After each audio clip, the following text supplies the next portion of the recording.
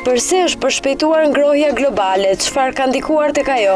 Shkencëtarët po përpiqen ta shpjegojnë këtë përshpejtim në dekadën e fundit për një raport të Kombeve të Bashkuara mbi ndryshimet klimatike.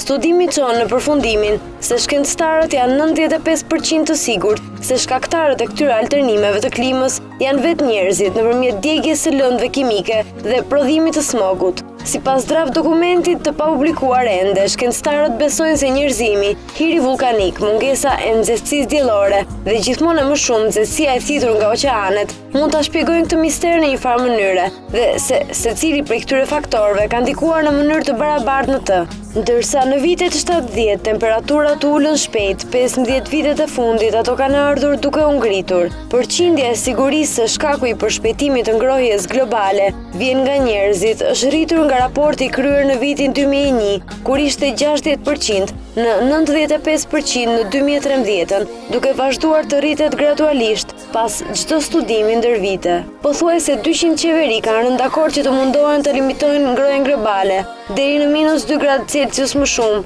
për çdo periudhë industriale, gjë që shihet si një pikë ku ndryshimet rrezikshme përfshi përmbytjet si pasojë e rritjes së niveleve të detit dhe tatësirës që kërcënon prodhimin e frutave mund të ndodhin.